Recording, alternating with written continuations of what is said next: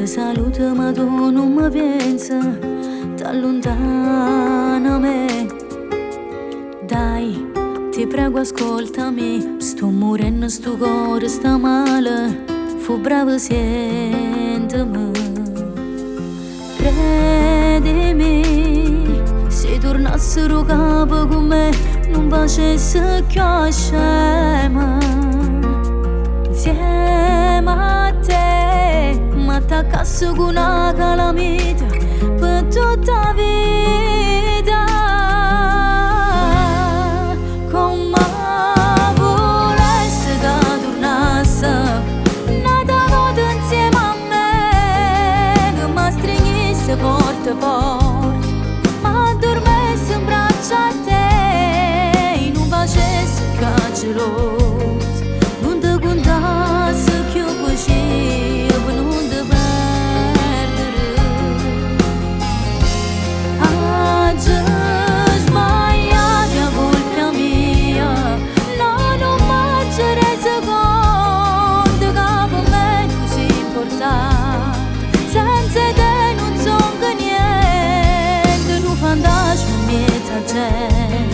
Non posso vivere nemmeno un attimo.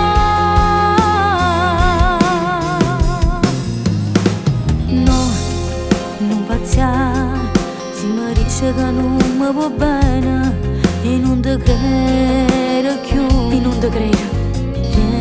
Resta qua, fammi sentire ancora sti mani che stringono in mano. Non parla, fammi sentire ancora sta bocca che sa per amore. Voglio a te, non mi arrendo, ti giuro stasera ritorna con me.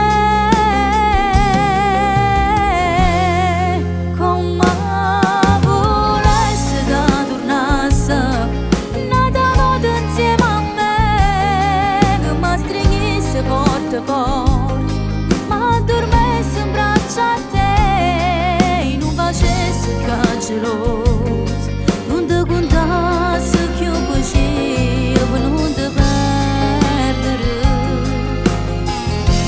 Oggi sbagliati a colpa mia, no, non mi ci resi conto che per me tu sei importante, senza te non so gente, non posso vivere nemmeno un attimo.